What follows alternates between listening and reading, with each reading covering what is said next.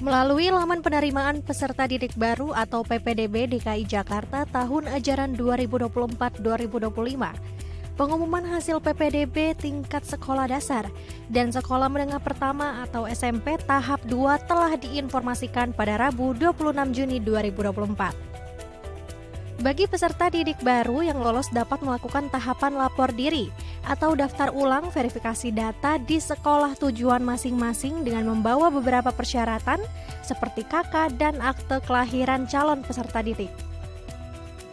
Antusiasme peserta didik yang lolos pada tahap kedua ini terlihat di beberapa sekolah di DKI Jakarta, seperti SD Marunda 05 dan SMP Negeri 290 Cilincing, Jakarta Utara.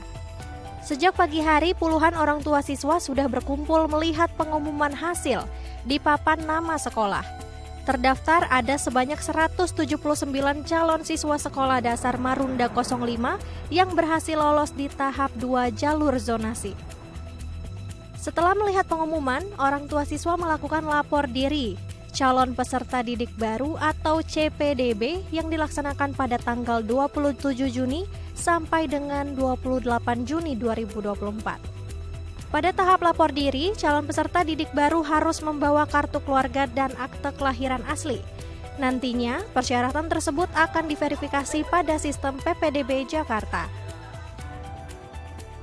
Tahap pertama sudah kita laksanakan PPDB ini pada tanggal 10 sampai dengan tanggal 13. Lapor diri sudah selesai, sekarang tinggal tahap kedua. Dan nanti ada kelanjutan tahap 3. Alhamdulillah sih orang tua cukup antusias ya. Mereka berbondong-bondong datang untuk sekolah, ke sekolah melaporkan anaknya bahwa anaknya diterima di SD Marunda 05. Karena kemarin pengumuman kita sudah laksanakan tanggal 26 jam 17 sudah kita laksanakan. Dan alhamdulillah hari ini tanggal 27 orang tua siswa atau calon siswa melaporkan dirinya setelah anak diterima di SD Marunda 05. Beberapa orang tua siswa yang hadir mengaku senang sang anak berhasil lolos di sekolah sesuai dengan persyaratan PPDB tahap 2, yakni yang mempertimbangkan urutan umur dari usia yang tertua hingga termuda, urutan pilihan sekolah, dan waktu peserta mendaftar. Jalur apa, Bu? Zonasi. Karena mungkin rumahnya dekat. Iya, dekat rumah. Oke. Hari ini persyaratannya bawa apa aja, Bu? Akte, kakak, sama anaknya dibawa.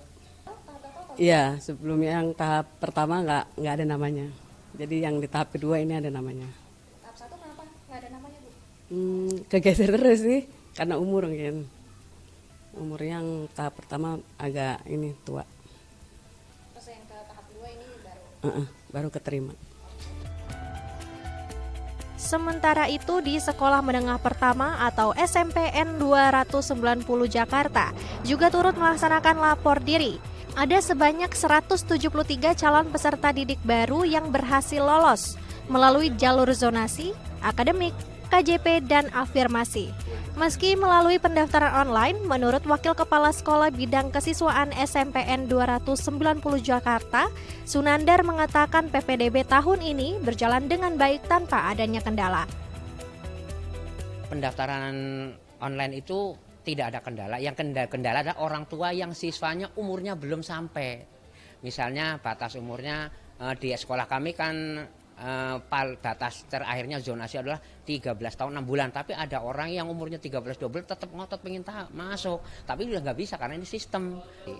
Jadi yang tidak lapor diri juga harus menyertakan surat pengunduran diri pakai materai. Karena supaya kami jelas kenapa dia mengundurkan diri, kan kasihan. Seharusnya orang sini diterima, karena dia masuk di sini akhirnya orang ini nggak terima. Yang tadi umurnya udah 12 tahun sekian diterima, karena dia dari luar ternyata masuk dan tidak lapor diri, akhirnya kasihan anak yang di sini. Kemudian bagi peserta yang tidak lolos pada tahap 2 dapat mengikuti PPDB DKI Jakarta 2024 pada tahap 3 selama terdapat sekolah yang belum memenuhi kuota peserta didik pada tanggal 1 sampai 2 Juli 2024 melalui laman ppdb.jakarta.go.id. Lintang Panjaitan, Reski Adrian, The ITV.